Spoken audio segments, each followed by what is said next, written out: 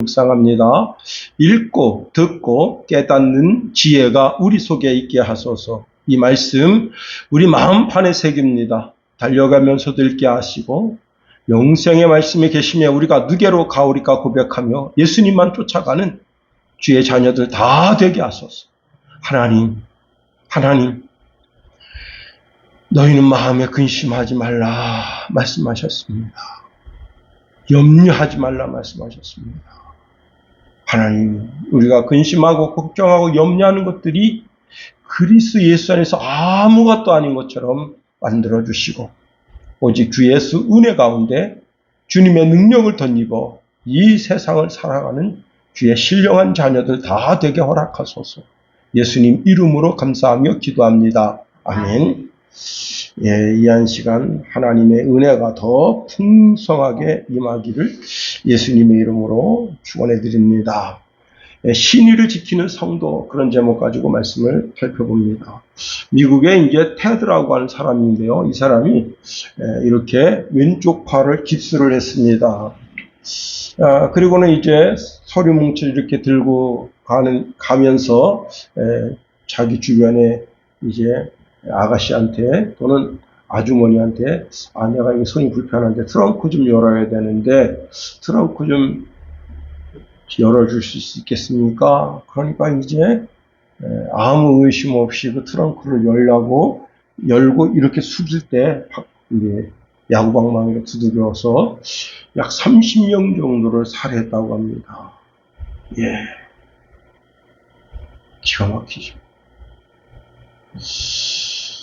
근데 이 사람이 이제 이렇게 해서 잡혔는데 유치장에서 탈옥하고 또 교도소에서 탈옥하고 다른 주로 넘어가서 거기서 이제 또 똑같은 죄를 저지르고 최종적으로 붙잡혔는데요. 자기가 이렇게 해서 죽인 사람이 30명이라고 말했지만은 경찰관이 그 집에 들어가서 그 집을 조사했더니 그 이상의 이제 여러 명의 그 여인들의 그 잃어버린 그 물품이 있잖아요. 그런 것이 발견됐습니다.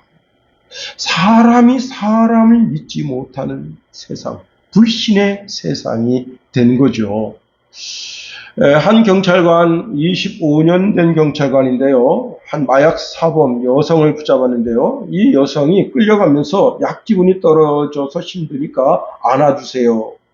그런데 나는 남자고 이 재판분이 여자인데 그걸 안아줄 수가 없잖아요. 그런데 이제 어쨌거나 이렇게 이제 어깨를 감싸면서 그 여성을 이제 경찰서로 연행을 했습니다. 그러고 나서 2주 정도 됐는데 검찰서 전화가 왔습니다. 그래서 마약 사범을 잡아서 상주하라고 그 마약 팀에 있는 모든 팀원들이 일어나서 이번에 이제 큰 상 받으시게 되겠군요. 그래서 박수를 쳐서 갔는데 보니까 뭐라고 됐는가 하면 성추행범으로 자기가 고소된 겁니다. 그래서 자기가 거기에서 이제 모든 직책이 해지가 되고 그리고는 이제 자기는 성추행범으로 몰려서 조사를 받게 된 겁니다. 그도 그런 것이 이제 그 여성을 이렇게 어깨로 감쌌을 때 그 손에서 그 DNA가 어깨에 묻었거든요. 그 어깨에 묻은 DNA를 추출하고 그리고 그 여성 손을 붙잡아줬는데 그 여성 손을 붙잡아준 그 손에서 이 경찰관의 DNA가 추출된 겁니다. 결국은요, 이것 때문에 장장 5년 동안 법적인 다툼이 있었는데, 결국은 CCTV로 이 경찰관의 무죄가 입증됐습니다. 여러분, 사람과 사람 사이의 신뢰가 무너지고, 그 사회가 더 이상 신뢰할 수 없게 될 때, 참, 사람과 사람의 관계가 팍팍해지는 겁니다.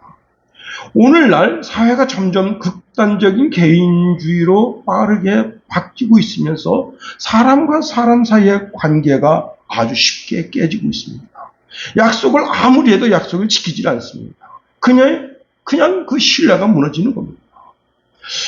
우리 사회의 약속, 신뢰가 점점 의미가 없어져 가고 있다 하는 겁니다. 서로가 서로를 불신하는 사회다. 옛날에 이제 정기노예 때 목사님도 그렇고 장로님도 그렇고 이제 노예의 부름을 받습니다. 그런데 지금처럼 무슨 자동차를 타고 가는 것이 아니고 노예가 어느 고을에 서 있다 그러면 이렇게 2박 3일 걸어가야 되는 거리도 있는 겁니다. 그런데 한 주막에 들렸는데 목사님이 이제 먼저 방을 잡았습니다. 주막에 들려서 이렇게 이제 그 노예를 하러 갈 때는 노예비를 가져간단 말이에요. 저희 교회가 노예비가 얼마가 정도 되는가 하면 28만 원인가 됩니다. 우리 교회가 해마다 그 28만 원씩 내고 있는 거죠. 우리 교회가 재정적으로 더 부흥돼서 100만 원씩, 200만 원씩 내는 그런 교회가 되게 되기를 예수님의 이름으로 축복해 드립니다. 막 11조로 막 1000만 원씩 내는 분이 있으면 얼마나 좋겠어요. 응? 옛날에 우리가 중국 제일비 있을 때 11조를 2주에 한 번씩 100만 원씩 내는 이구철 집사님이 있었어요. 참 대단하죠. 한 달에 한 번씩 11조를 100만 원 내실 수도 있었는데 2주에 사업이 너무 잘 되니까 참 그렇게 되게 되기를 예수님의 이름으로 축원해 드립니다. 하여튼 간에 목사님이 이제 품에 노예비를 품고 이렇게 가는데 주모가 늦은 밤에 문을 두들깁니다. 손님 지금 방이 꽉 찼는데 손님만 혼자 주무십니다. 한 분 더 주무시면 안 되겠습니까? 목사님이 내가 지금 많은 노예비를 품에 품고 있는데 내가 자면 인사불성이라 이걸 그래가지고 근데 또 그 처지를 들어보니까 이게 안 되어줄 수가 없어요. 그래서 그렇게 하십시다. 그래서 두 분이 이제 이렇게 방에 누웠는데 한 분은 장로님이고 한 분은 목사님입니다. 통성명을 하고 나는 누구 목사입니다. 누구 장로입니다. 이렇게 했으면 되는데 이제 이 장로님도 노예비를 가슴에 품고 갑니다. 그런데 저기서 바시락대면 저 새끼가 내 돈을 훔치려고 그러는가? 잠을 못 자는 거예요. 두 사람 밤새 잠을 못 잔 겁니다. 아침에 주모가 밥을 가지고 왔는데 목사님 식탁에다가 이제 이렇게 식사가 있으니까 그걸 놓고 식사기도 한단 말이에요. 장로님이 그것 보고 혹시 예수 믿으십니까? 예, 저는 사실 목사인데 이제 우리 노예가 있어서 지금 노예 좀 참석하고 가고 있습니다. 그러니까 그러세요. 저는 어느 교회 장로입니다. 서로 통성명했다는 거. 그리고는 그 목사님이 크게 후회했다는 겁니다. 여러분, 목사가 장로를 믿지 못하는 세상, 교회 안에 신의가 사라집니다. 의리가 사라집니다.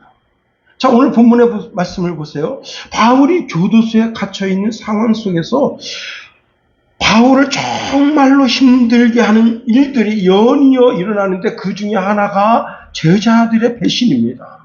바울은 로마에 있는 교도소 안에서 많은 사람으로 하여금 배신을 당했는데 그 중에서 정말 바울의 마음을 연도칼로 도려내는 것 같은 아픔이 무엇인가 하면 제자들의 배신이라 하는 겁니다. 이러한 현상은 세상 사람들만의 문제가 아닙니다. 교회 안에서도 신의와 충성이 약해지고 믿음의 의리가 사라지는 모습을 오늘날도 종종 보게 된다는 겁니다. 자, 오늘 본문의 말씀을 통해서 사도 바울은 자신이 교도소에 갇혀있는 어려운 상황 속에서 많은 사람들에게 버림을 받았다 고백을 하고 있습니다. 그리고 자기 자신을 끝까지 지켜준 의원 누가만 신의를 지키고 있다. 그리고 이제 그렇게 교도소에 조용하게 있는 그 바울을 찾아온 햇빛 같은 사람이 있는데 오네시보르라고 하는 사람을 오늘 본문에 소개하고 있습니다. 오늘 본문에 있는 말씀을 통해서 우리가 세 가지로 살펴보겠습니다. 첫 번째는요, 사람들이 신의를 버린다 하는 겁니다. 역사상 가장 순수하고 뜨거웠던 공동체가 어디냐? 초대교회죠. 당시 강력한 성령의 역사가 있었고 자신의 물건을 가져다가 필요한 사람들에게 나눠주고 날마다 떡을 떼는 시기였다 하는 겁니다. 근데 그렇게 완벽한 교회 안에서도 인간적인 연약함과 배신의 아픔이 존재했다는 겁니다. 수많은 이들이 복음을 깨닫고 감격하면서 기뻐하지만 그 중에는 적지 않은 이들이 결국은 신앙에서 이탈해서 어둠으로 돌아섰다는 겁니다. 제가 아는 분이 이제 신앙 공동체를 하는데요. 한 30명 정도가 모여서 1층, 2층 이렇게 두 개 층을 이제 그 전세를 내고 하나는 전세를 내고 하나는 사월세를 내서 32명 정도가 그 집에서 공동체 생활을 합니다. 예. 한 7, 8평 정도 되는 거 두 개 층을 쓰는데 이제 그 시골에서 이렇게 상경에서 직장 생활하기 어려운 분들이 이제 그 공동체에 들어가서 생활하는데 돈도 이제 내가 좀 여유가 있으면 거기다 놓고 아무나 갖다 쓰게 하고, 그 다음에 이제 여러분 그 옛날에는 그 이제 이렇게 들고 다니는 그 뭐라 그러나 그 워크맨이라고 있었어요. 그것도 이제 내가 오늘 하늘 들어서 하루는 누가 좀 듣도록 이렇게 배려해서 이렇게 놓으면 그 들고 가서 들을 수 있고, 그 다음에 성경책도 그렇고 여러 가지 공동체로 이렇게 쓰는 게 많습니다. 근데 그 지도자하고 제가 얘기가 됐었는데요. 뭐라 그런 줄 아세요? 가져가면 가져오질 않는다는. 특히 고가 워크맨 같은 경우 이제 그 테이프로다가 이제 음악을 듣는 건데 참 가슴 아픈 게 뭐냐면 이제 이렇게 찬송가 뭐 이렇게 또 말씀 녹화한 거 이런 거를 거기다가 집어넣어 주는데 그런 걸 안 듣고 세상 노래를 듣고 그리고 가져가면 그게 분실된다는 거예요. 누가 가져가는지도 모르는 거예요. 그건 아주 고가 제품인데 그런 것들. 그리고 돈도 이제 막 서로 공유해서 이렇게 내놓습니다. 결국은요. 참 그 공동체가 너무 어려워졌다. 그런데 초대교회도 마찬가지죠. 그렇습니다. 자, 바울은 복음을 위해서 자신의 전 생애를 바쳤습니다. 그런 말년에 배교와 배신의 아픔을 보는 겁니다. 그 아픔을 담은 말씀이 오늘 본문인데 15절에 이렇게 말씀하고 있습니다. 아시아에 있는 모든 사람이 나를 버린 이 일을 내가 아나니. 자, 아시아에 있는 모든 사람이 누구입니까? 제자들이죠. 바울의 혀처럼, 바울의 손처럼, 바울의 발처럼 쓰임받던 제자들이란 말이에요.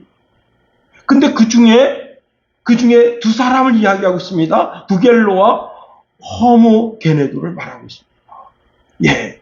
자, 인간적인 배신이 너무나 마음을 아프게 하는데, 특별히 이 두 사람은 아주 주도적으로 바울을 배신하는데 앞장섰다 하는 겁니다. 그런데 여러분 이 말씀을 자세히 들여다보세요.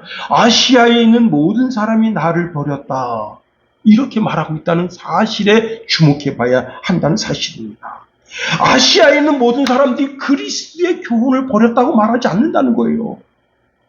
이 구절을 쓰면서도 바울이 지금 자기 자신을 배신한 그 제자들에 대해서 그들이 정말 예수님은 버리지 않았겠지. 나는 버렸을지라도, 내게 등 돌렸을지라도, 나를 향해서 내 마음을 찢었을지라도 그리스도는 배신하지 않았겠지라고 하는 기대를 거기에 하고 있다는 겁니다.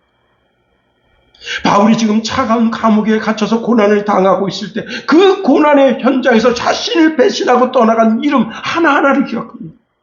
아시아에 있는 모든 사람들이 바울을 버렸을 때 아주 주도적으로 획책한 그 두 사람도 자기 마음속에 절대 그리스도는 버리지 말아야지. 부겔로와 허모게네도라고 이름을 적으면서 그래 나를 배신해도 좋아. 그러나 그리스도는 배신하지 말아라고 하는 간절한 기대로 이 말씀을 쓰고 있다는 겁니다. 그래요. 여러분, 저도 목회를 30년 이상 해오면서 정말 저한테 혀처럼 말하는 분이 있었습니다. 나는 목사님이 너무 좋아요. 목사님 사랑해요. 우리 집사람이 있는데 제 면전에서 목사님, 저는 목사님 사랑해요. 그런데요, 그분이 아주 그냥 진짜 정념이가 떨어지도록 그렇게 그런데 그래도 저는 그분을 위해서 기도했습니다. 절대 그분이 그리스도, 여기 있는 목사를 배신하더라도 주여 그분이 절대로 그리스도를 배신하지 않게 도와주옵소서. 지금은 잘 몰라서 신앙이 식어서 지금은 목사를 배신했을지라도 주여 언젠가는 그 신앙이 되돌아서서 주님을 바라볼 수 있게 하옵소서. 바울의 마음이죠. 바울의 마음. 그렇습니다. 여러분, 바울은 다메섹에서 예수님을 만난 이후 지금까지 자신의 전체의 삶을 통해서 한 번도 그리스도를 배신한 적이 없다는 겁니다. 자, 바울이 이 디모데 후서 서신을 쓰면서 정말 가슴 찢어지는 이야기를 또 하고 있습니다. 디모데후서 4장 10절에 보니까 데마는 이 세상을 사랑하여 나를 버렸다 했습니다. 그레스게는 갈라디아로, 디도는 달마디아로 갔다. 예, 세상을 사랑했다. 뭐죠? 완전히 예수님을 배신했다는 거예요. 데마는 바울을 배신한 것 정도가 아니라 그리스도를 완전히 배신한 겁니다. 이 구절을 쓸 때 정말 여러분, 바울이 돌에 맞아 죽을 뻔했었고 배가 파손했고 상상할 수 없는 고통 속에 들어갔는데 그때마다 그 사람들이 바울의 손을 붙잡아줬던 사람들이단 말이에요. 늙은 바울, 죽음을 앞두고 있는 바울을 배신합니다. 사실 바울을 배신한 것은 누구를 배신한 거예요? 그리스도를 배신한 거다 라는 사실입니다. 자, 요한복음 6장에 보면 참 3년 반 동안 예수님을 따랐던 사람들이 예수님께서 이제 그 오병이어의 기적 속에서 예수님을 왕으로 모시려고 환호했지만 예수님께서 그들을 신랄하게 책망하고 너희들이 나를 따르는 이유가 정말 내가 메시아이고 내가 하나님의 아들이어서 나를 따르는 것이 아니고 너희들이 어제 먹었던 그 빵 때문에 나를 따른다. 그를 책망할 때 많은 사람들이 예수님을 떠나갔습니다. 그때 예수님의 제자들도 흔들렸다 하는 겁니다. 요한복음 6장 66절에 이렇게 말씀하고 있습니다. 그때부터 그의 제자 중에서 많은 사람이 떠나가고 다시 그와 함께 다니지 아니하였다 말씀하고 있습니다. 3년 동안 동고동락했는데 여러분, 베드로는 어땠습니까? 예수님 얼굴을 쳐다보면서 예수님을 저주하고 욕했습니다. 그래도 주님은 어떻게 했죠? 그를 찾아가시고 그에게 용서를 주시고 그렇습니다. 바울은 자기를 향해서 저주를 퍼붓고 돌아서는 그들에게 그래, 나는 내 허물을 너한테 돌리고 싶지 않다. 너가 지금 뭘 몰라서 내 면전에서 내게 욕을 하고 그리고는 내 말차게 돌아섰지만 최종적으로는 그리스도에게서부터는 돌아서지 말라고 하는 간절한 마음을 가지고 있다는 거예요. 여러분, 이사야 선지자는 이사야서 1장 18절에 하나님의 마음을 대변해서 이렇게 말하고 있습니다. 오라, 우리가 서로 변론하자. 너희 죄가 주홍 같을지라도 눈과 같이 휘어질 것이요 신음같이 붉을지라도 양털같이 시게 되리라. 그렇습니다. 여러분, 계시록 7장 14절에 보니까 내가 말하기를 내 주여 당신이 아시나이다 하니 그가 나에게 이르되 이는 큰 환난에서 나온 자들인데 어린 양의 피에 그 옷을 씻어 시게 하였느니라. 그렇습니다.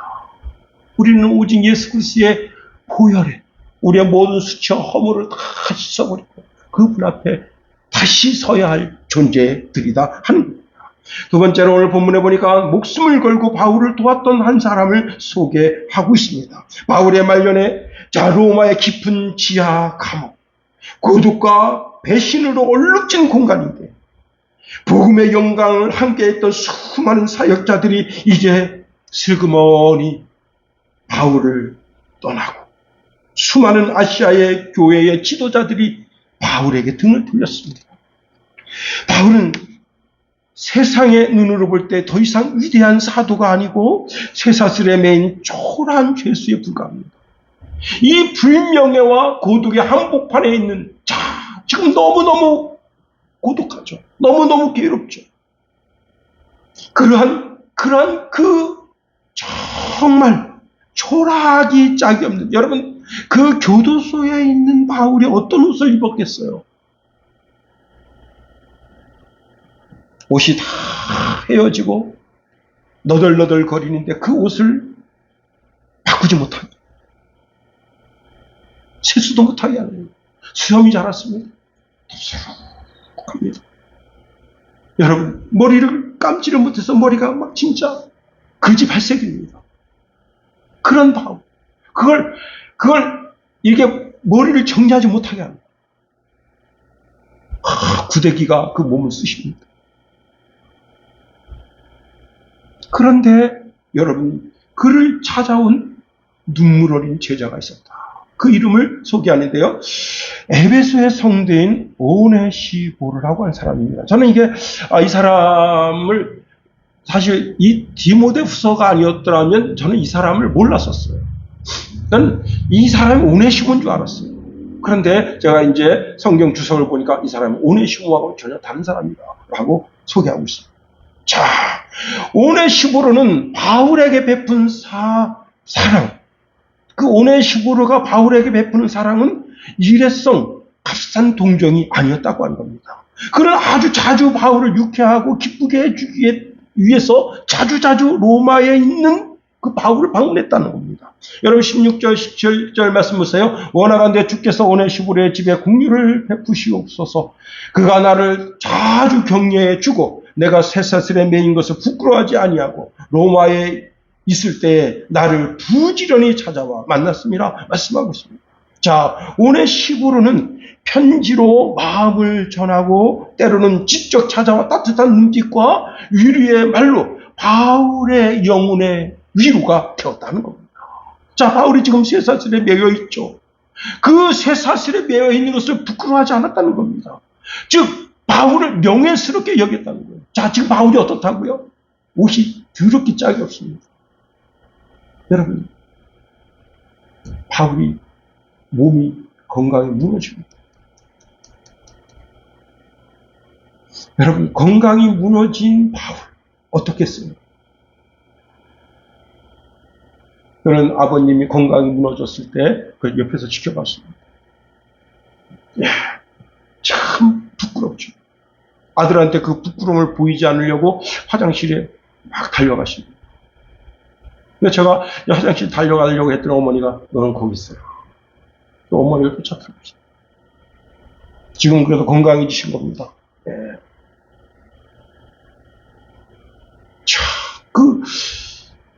이렇게 두 발로 서실 때 팍 떨면서 힘들어 하실 때, 그때. 여러분, 지금 늙은 바울이 그와 같은 거예요. 건강이 무너지는 거예요. 여러분, 매에는 장사 없다는 옛말이 있습니다. 바울이 아무리 건강해도 정말 엄청난 매를 맞고, 그 매로 인해서 죽지 않은 게 참 다행이에요. 정말 하나님의 은혜로 그런 살은 겁니다. 자, 그런데 이 오네시보르가 그렇게 지금 바울을 영광스럽게 존귀하게 여겼다는 겁니다. 늙은 바울. 자, 그런데 여러분 잘 들어야 됩니다. 로마 감옥에 있는 죄수를 돕는다? 이게 뭐예요? 죄수의 동조자라는 거예요. 죄수의 동조자. 자신도 죄수와 같은 취급을 받을 수 있다는 겁니다. 이거야말로 아주 위험천만한 일이라는 겁니다. 여러분, 세상 시선으로 보면 바울에게 매여 있는 사슬은 바울이 실패자, 불명예스러운 자라고 지금 이야기하고 있다는 겁니다. 그런데 오네시보의 눈에는 그 쇠사슬이야말로 주님께서 주신 영광의 흔적이라는 겁니다. 여러분, 다른 사람은 부끄러워할지 몰라도 오네시보르는 그것을 영광의 상은, 명예로 보고 있다는 겁니다. 자, 오네시보르의 사랑을, 환경을 따라서 이제 상황을 따라서 바울의 처지를 바라보면서 그는 자기의 심령의 변화가 변하지 않았다는 거예요. 자, 바울이 에베소에 와서 사역할 때 그는 바울에게 말씀을 받은 사람입니다. 어쩌면 바울의 그 전한 복음을 통해서 처음 예수님을 접했을 수도 있어요. 그는 에베소의 바울 그 화려한 언변, 그가 전하는 그 복음의 진술을 듣고 그 심령 가운데 너무나 큰 감동을 받고 자기 전생애를 주님께 드리기로, 그리고 내가 바울 사도를 돕기로 마음 작정하고, 그리고 바울을 도왔던 한 인물 중에 한 인물이라는 겁니다. 그런데 지금은 바울이 빛이 바랬습니다. 늙었습니다. 잔손이 많은 바울. 그런데 그런 바울을 돕기 위해서 먼 길을 마다하지 않았다는 겁니다. 여러분, 오네시모는 어디 사람이라고요? 에베소 사람입니다. 에베소에서 로마까지는 직선거리로 1200km. 여러분, 이때 당시 걸어서는 2200km랍니다. 3개월 걸어가야 된대요. 배를 타고 가면 1600km인데 순풍을 만나면 2주고 악풍을 만나면 2달 걸린답니다. 그런데 오네시모가 바울을 부지런히 찾았다는 겁니다. 17절 말씀 보세요. 로마에 있을 때에 나를 부지런히 찾아와 만났습니다. 여러분, 부지런히. 록펠러의 어머니가 그 록펠러에게 10가지 신앙의 계명을 주는데 그 중에 하나가 뭐냐면 남을 도울 수 있을 때 힘껏 도우라 하는 겁니다. 여러분, 우리가 선행을 할 수 있는 기회가 많지가 않습니다. 그런데 오네시모로는 선을 행할 수 있는 기회를 막연하게 다른 사람에게 빼앗기지 않았습니다. 그는 자신이 선을 행할 기회를 스스로 찾았고 만들었고 그 기회를 버리지 않았습니다. 자, 로마의 교도소가 오늘날처럼 무슨 춘천교도소, 안양교도소, 서울교도소처럼 주소가 확정되어 있는 교도소가 아닙니다. 바울이 지금 로마 교도소에 갇혀 있는데 여기저기 자주 이동합니다. 그러니까 바울을 찾으려면 그 로마에 가서 바울을 찾는데 쉽게 만날 수 있는 게 아닙니다. 바울을 지키고 있는 사마만 경비를 뚫으려면 어떻게 되겠어요? 뇌물을 줘야 된다 말이에요. 뇌물. 뇌물을 주려면 어떻게 되는 거예요? 환심을 사야 돼. 그를 지키고 있는 지금 이제 백부장 같은 이런 사람들, 그런 사람들에게 뇌물을 주고 또 그 뇌물을 주면 그 사람을 뇌물 줬다고 거기서 끝나는 게 아닙니다. 그 밑에 있는 이제 하사관, 그 다음에 사병, 다 뇌물이 통해야 되는 거예요. 자, 그 수많은 방해물을 걷어내고, 그리고 이제 오네시모로가 드디어 바울을 만납니다. 그럼 바울을 만나면 어떻게 되겠습니까? 바울이, 여러분, 이때 당시 교도소에 갇혀있는 사람은 우리나라는 콩밥을 줍니다. 야, 지금 제가 그 북한에서 탈북한 분한테 이야기를 듣는데요. 그분이 이제 이런 얘기를 합니다. 자기가 공항에서 탁 내렸을 때 너무 깜짝 놀랐다는 거예요. 비행기가 너무 많다는 거예요. 인천국제공항에 비행기가 이렇게 보는데 이쪽에서 저 끝까지 비행기가 수도 없다. 그 자기가 왔는데 공항이 너무 깨끗하다. 화장실에 갔는데 어디다 오줌 싸야 될지 모르겠다. 너무 깨끗했어. 자, 그리고 이제 인천 그 대교 있잖아요. 그 공항과 그 다음에 육지를 연결해 주는 그 대교. 와, 그걸 보고 깜짝 놀랐잖아요. 그래서 자기가 근데 그 차들이 너무 많아가지고 이렇게 얘기했다는 거예요. 아, 그 선생님, 요 움직이는 차들은 전부 고급 당간부 차입니까? 그러니까, 아, 무슨 소리 합니까? 우리 여기 보통 사람들 웬만하면 다 차 가지고 다니는. 서울 시내인데 까무러치고. 그런데 여러분, 이제 서울 시내 와가지고 통과해서 어디로 갑니까? 이제 이렇게 그 북한에서 탈북한 분들 이렇게 이제 그 집단적으로 수용하는 하나원에 들어가잖아요. 하나원에 가는데 산에 나무가 너무 많은 거예요. 그래서 놀라고 이제 자기가 훈련을 받고 나왔습니다. 그리고 이제 거기서 관광을 시켜줍니다. 경상도 어느 마을을 갔습니다.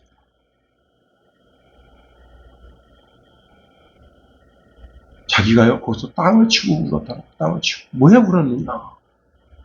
어느 시골집을 들어갔더니 그 집에 트럭이 하나 서 있고, 트랙터가 서 있고, 이양기가 서 있고, 경기가 서 있는데, 그것도 우리가 이렇게 구경하러 가는 길이라, 길목이라 여기 이렇게 갖다 놨나 하는 그런 생각, 의심이 있는데, 그 계집을 갔더니, 여러분, 비단으로 계집을 만들어 놨더라고. 비단으로. 자격을 만져보는 거예요. 야, 이거 중국에서 그 어느 부잣집에 자기 들어가서 거기서 자기가 그냥 성폭행 당하면서 있었는 그 집에 있었을 때 그 비단. 와, 개 집에다가 비단을 깔아줬는데 개한테도 비단 옷을 입힌 거예요. 와, 이 남반부 강아지 새끼들은 국방부에 있는 북한 인민보다 나쁜 거예요. 와, 걔가 비단 옷을 입고 다녀. 춥다고. 응? 야, 여러분. 참, 그니 이 악한 정권에게 속아서 사는 게 얼마나 불행합니까? 다시 본문으로 가면, 자, 바울이, 이 오네시보로가 이제 바울을 만나기 위해서 이제 그렇게 경비병들에게 뇌물을 주고, 그리고 바울을 만나서 어떻게 해야 됩니까? 바울이 생활할 수 있도록, 그 다음에 돈을 여유롭게 영치금을 넣어줘야 되죠. 자, 오네시보로는 그런 선행을 멈추지 않았다는 겁니다. 자, 우리는 어떻습니까? 자, 우리 형제 중에 허물이 있고, 약함이 있고, 그러면 그걸 부끄러워하잖아요. 고난 가운데 있고, 고통 중에 있으면 그 사람과의 관계를 끊잖아요. 그런데 여러분, 승승장구하고 잘 나가는 사람, 그 사람한테 한번 말 한마디라도 붙여보고 싶어 하잖아요. 그 사람에게 친절을 베풀잖아요. 오네시보로는 그렇지 않았다는 겁니다. 그는 말씀을 준행하는 자였다는 겁니다. 마태복음 25장에 보면 칭찬받는 주의 종들이 있습니다. 여러분, 그런데 그 칭찬받는 주의 종에 대하여 여호와 하나님께서 주시는 말씀이 이와 같습니다. 헐벗었을 때 옷을 입혔고 병들었을 때 돌아보았고 옥에 갇혔을 때 와서 보았느니라. 이에 의인들이 대답하여 이르되 주여 우리가 어느 때에 주께서 들이신 것을 보고 음식을 대접하였으며 목마르신 것을 보고 마시게 하였나이까. 어느 때에 나그네 되신 것을 보고 영접하였으며 헐벗으신 것을 보고 옷 입혔나이까. 어느 때에 병드신 것이나 옥에 갇히신 것을 보고 가서 배웠나이까 하리니 임금이 대답하여 이르되 내가 진실로 진실로 너에게 말한다. 너희가 여기 내 형제 중에 누구라고요? 하나님의 자녀들. 예, 하나님의 자녀가 누군가 보니까 지극히 작은 자라리. 지극히 작은 자 하나에게 한 것이 곧 내게 한 것이라 말씀하십니다. 여러분, 오늘 우리가 오네시보로가 되어야 된다는 겁니다. 그 누구도 부끄러워하지 않고 그 누구에게도 친절을 베풀고 주의 사랑을 증거할 수 있는 믿음의 사람으로 살아야 한다는 겁니다. 세 번째로 오늘 본문에 보니까 바울이 오네시보를 향해서 간절한 축복의 기도를 올리고 있다고 하는 겁니다. 자, 예수님께서 이런 말씀하십니다. 선지자 이름으로 선지자를 영접하는 자는 선지자의 상을 받는다 말씀하십니다. 소자에게 냉수 한 그릇을 대접한 것이라도 하나님은 그걸 잊지 않고 하늘의 상을 주신다 말씀하십니다. 평생 복음을 위해 살았던 바울. 자기찬 감옥에서 고독하게 지금 죽을 날을 기다리고 있는 바울. 자, 그런 바울을 부끄러워하지 않았던 오네시보로. 그 오네시보로를 바울은 뭐라고 말하고 있는가 하면 부끄럽게 여기지 않고 나를 존귀하게 여겼던 오네시보로. 목숨을 걸고 나를 방문한 오네시보로. 그가 하나님의 큰 복을 받는 오네시보로도 마찬가지고 오네시보로 가정도 그 자자손손이 하나님의 은혜가 임하기를 소원하는 마음이 간절하다는 그렇습니다. 여러분, 자, 오네시보로는 너무나 큰 사랑과 물질을 받았고 그리고 바울에 대한 존경심을 가지고 있고 바울의 이런 형편과 처지를 돌아보면서 정말 주의 말씀을 자기가 실천하는 옥에 갇힌 그 바울을 돌아보는 것이 어쩌면 자기의 소명처럼 그렇게 여기면서 지금 이렇게 로마에 있는 바울을 방문했는데, 자, 바울이 뭐 갚을 게 없습니다. 바울이 자기 거적더기를 벗어줄 수 있겠습니까? 뭐 해줄 게 없어요. 근데 바울은 영적인 기도의 사람이라는 겁니다. 바울이 지금 오네시보로에게 받은 그 사랑을 어떻게 갚느냐? 기도로 하나님 앞에 중보 기도함으로 그 빚을 갚고 있다 하는 겁니다. 16절 상반절에 이렇게 말씀하고 있습니다. 원하건대 주께서 오네시보로의 집에 긍휼을 베푸시옵소서. 18절 상반절에 보니까 원하시건대 주께서 그로 하여금 그날이 뭐죠? 주님이 이 땅에 강림하시는 그날, 주의 긍휼을 있게 하여 주옵소서. 맞습니다. 그렇게 기도하고 있다고 하는 사실입니다. 그리고 그 기도문을 지금 디모데후서에 기록하고 있다는 거예요. 자, 바울은 현실적인 축복을 넘어서 최후의 심판의 날에 하나님의 자비하심이 그 가정과 가문에 있기를 위해서 기도하고 있다 하는 겁니다. 자, 오늘 본문의 말씀을 들여다보면 이 편지를 누가 대필하고 있습니까? 의원 누가가 대필하고 있습니다. 그런데 이 편지를 쓰는 그때에 오네시부르가 거기 있었다고 보는 겁니다. 예, 그렇습니다. 오네시부르는 지금 자신의 고향인 에베소를 떠나서 로마의 바울과 함께하고 있습니다. 그러니 바울을 만나기 위해서 지금 에베소 집을 떠나왔기 때문에 그 집에 가장이 없습니다. 가장이 없으면 어떻게 되죠? 그 집이 흐트러질 수가 있습니다. 가장이 없으면 그렇게 될 수가 있습니다. 그 집에 기강이 흐물어질 수가 있어요. 종들이 함부로 방종할 수가 있습니다. 그런데 그 집을 위해서, 그 집이 강건하기를 위해서 기도하고 있다 하는 겁니다. 그럼 사실 목사가 뭐 하는 사람입니까? 예. 우리 이제 유집사님 새벽마다 나오시고, 참 제가 새벽마다 정말 새벽 예배를 드릴 때마다 참 영적으로 깊어지는 것을 느끼게 됩니다. 제가 나라와 민족에서 기도하지만 또 이제 우리 교회 성도 하나하나, 우리 노예 목사님들 한 분 한 분 놓고 기도하고 있고, 우리 시찰 목사님들 한 분 한 분 놓고 기도하고 있고, 그 다음에 육신적으로 허물어져서 제가 기도 부탁을 한 분들이 있습니다. 그분들을 위해서 제가 기도합니다. 여러분, 바울이 아마 그 심정으로, 제가 전제에도 말씀드렸지만 바울을 배신했던 그 아시아에 있는 목사들, 그 지도자들, 그 사람 한 사람 한 사람 놓고도 계속 중보의 기도를 했을 것이라고 믿어 의심치 않습니다. 그런데 그 가운데 오네시부로의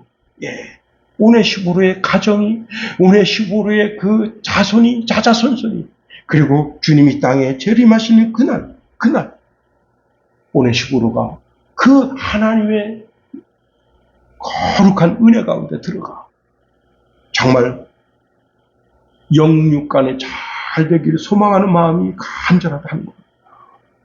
이제 말씀을 마칩니다. 사랑하는 성도 여러분, 우리가 오늘 오네시부르라고 하는 사람을 소개받았습니다. 오네시부르는 정말 주님의 말씀을 몸소 실천하는 사람입니다. 마태복음 10장 42절에 보니까 누구든지 제자의 이름으로 이 작은 자 중 하나에게 냉수 한 그릇이라도 주는 자는 내가 진실로 너희에게 말하노니 그 사람이 결단코 상을 잃지 아니하리라 말씀하십니다.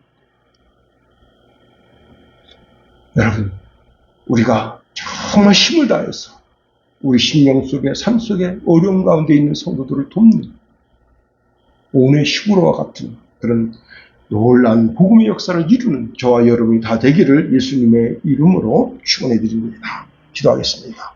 하나님, 우리를 붙드시며 인도하여 주시옵소서.